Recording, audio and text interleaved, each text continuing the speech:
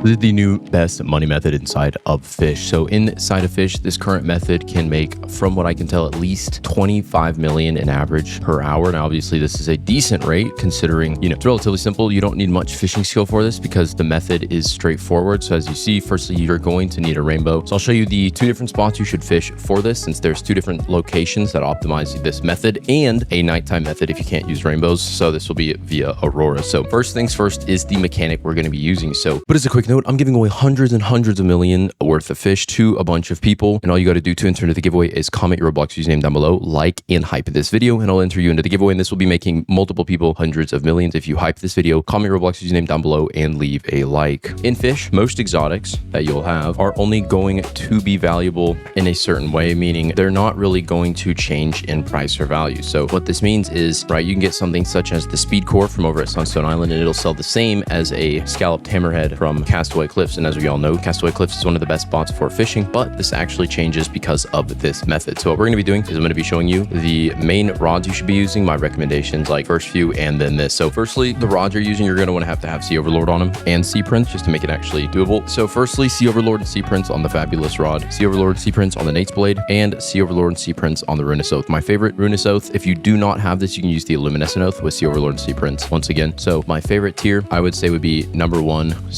is the Ruinous Oath, number 2, the Fabulous rod, and then number 3, the Nate's Blade. If you can't use the Nate's Blade or, the other ones, I would say you have to use the Luminescent Oath. Now, what we're going to be doing is figuring out where we're going to fish. So depending on, once again, if you can run rainbows or not, what we're going to be doing is fishing in different sections. The first section is going to be over at Sunstone Island. The reason for this is you're going to get a ton of value out of the area over here. So you're going to go over to Sunstone Island. Once again, the reason why you want to use a rainbow is during a rainbow, if we come over here, we're going to be catching one specific fish over at Sunstone Island. We're going to be trying to get our hands on speed cores. As you see, these are caught here. And the reason you want to use the Ruinous Oath, just because of the ability, is going to make it really fast. Now, I'll probably switch bait because the one I'm using right now is not too optimal, but the bait I would recommend is going to be the Luminous Larva. Now, you can get this from buying the crates just right on over here, buying these tropical bait crates. That's going to make it really easy. And then you're just going to simply fish here. Now, getting sun, or as you see, we just caught it exotic right off the bat. Getting rainbows isn't actually that hard. Now, obviously, the main thing is you do want to get mutations on this. That's why we'll explain that in a second. But while you're fishing here, as you see, that one, we're about to get another exotic in a second. I guarantee it. I'll show you the better spot to fish for exotics, which I say better, I mean like way better for exotics. Now, the reason why we'll fish here, speed core is going to be one of the base exotics we're going to get. And then I'll head back over and show you the value of that simple speed core. So I'm going to head on over back to this, and the speed core that we did just get only has big on it, right? It's only 2 kg, not even that impressive. Take this, tell me the price of this fish. This is going to be 16,000. So if you were to get mastered on that, that's going to be another 9x to that, over 100,000 off of simply this. Now, if you get big or giant, it's going to be even more in value, pushing simply something as high as 150,000 to 200,000 easily like that off of a single speed core. And say you compare this to literally anything else, you're going to be obviously getting tremendous value. Now, the best way you can get the rainbow, the reason you want to get rainbow specifically, I'm going to head on over here real quick and show you. To get rainbow, there's a few ways you can get it, mainly being from rainbow totems. Now, the angler quest over at Sunstone is actually one of the best spots for this. So you can just do it here, simply there. And obviously what you can do, what I recommend, is if you do have the Bat Whisperer rod, use this. Also, a lot of public servers are running rainbows because this is like the new best method. So fish here with the Bat Whisperer rod, get pretty much as many of the fish as you can, and then you can use a basic macro to AFK the angler quest. Now, I'll have hopefully a video coming out soon on that, but I do know, if you do know him, Asphalt Cake, he makes most of the macros for fish. He has an auto angler quest macro if you want to check that out.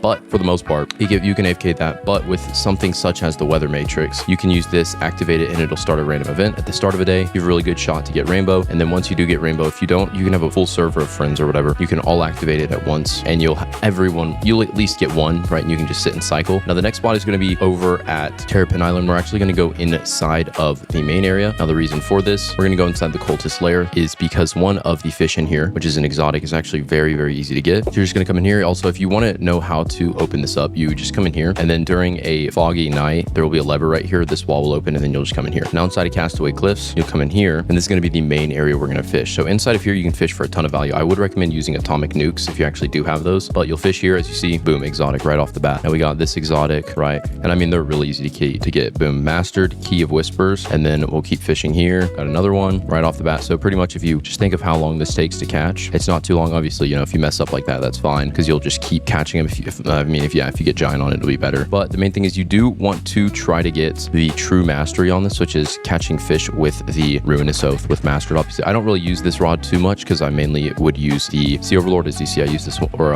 the Nate's Blade, you know, almost 20,000 catches. I really only use that. But the reason why you'll use this rod is if you can get the Mastered benefit thing off of it, you'll get 15+% size boost alongside the size boost it already has and the mutation boosts. So once again, while you're fishing here, once again, yet another exotic, you'll pretty much only catch these, and I'll explain that and why that's happening in a second. But once again, luminescent, or when you use the luminescent larva, these ones, the luminous larva, really good high universal luck boost on lure speed, giving you instant casting. Now the reason why we're fishing here is, once again, I'll go and show you the value on that one I just caught. But in the Cultist lair, Key of Whispers, all best caught during the daytime. So both of them, Key of Oaths, Key of Whispers, only caught during daytime, or best time to catch is during daytime. So when you're fishing here, you pretty much, yeah, boom, get another one. You'll really like only catch these with that. So fish here, we'll get this, and then yeah, so you get these, yeah, like almost every single time. And now obviously the rainbow is very beneficial. So we got a shiny Mastered Key of Whispers, but the reason why you want to fish here, so you'll be getting these relatively consistently, and I'll show you some of the different rods and the benefits from them. But the main issue with, say, the Nate's Blade, right? Nate's Blade has the biggest size increase passive normally, is the Nate's Blade. Say you're using atomic nukes, right? I run it also, yeah, I run atomic nukes in my Discord server. If you want to join that, that'll be in the description. I run those like consistently, so if you want to join there, I do run those actively. But the main issue, right, is when you're fishing here with the Nate's Blade, the issue is the Nate's Blade passive has a 100% chance for 3 mutations. This actually overwrites the atomic mutation. So atomic is an 8x multiplier only from the atomic nuke, which is already rare enough as it is, for 10 million from the black market if it's even in shop. But the issue that comes from this is the fact that when you're fishing in here, the atomic nuke mutation actually gets overwritten by the Nate's Blade. As you can see, if I can remember to edit it in, I was using the Nate's Blade when we were running atomic nukes in my Discord server, right, in my private server, and I was catching them, and you would see it would say that they're atomic, but when you'd actually go into your inventory, they weren't atomic, right? So you would lose that entire like benefit of getting the atomic mutation, and instead, you know, you only get a 4x. So it's a huge loss in value. But that, and also during a rainbow, you'll have a really high chance to get shiny and sparkling. As you see, I keep relatively getting that very commonly. So you get like shiny and sparkling mutations really commonly. So now I'll take these, and this one, we'll just go to Key of Whispers. We'll do the big Mastered Key of Whisper one right here that I have. Boom. How much is this fish worth? As you see, this one is worth 150,000, just like that. And if you think it took like 5 seconds to catch, you can catch like 2 every 10 seconds, every 10, like we'll just say 1 every 10 seconds, right? You can catch 6 every minute, and you can do that relatively fast. You can catch these things very, very quickly. You can get a ton of value out of it. But a better way you can optimize for this, once again, Fabulous Rod is pretty good because it already has a size benefit. And I would recommend, honestly, only using rods. I would only really use the Fabulous Rod if you're running a nuke, because then you'll always get atomic or nuclear. But because of the Fabulous Rod already has its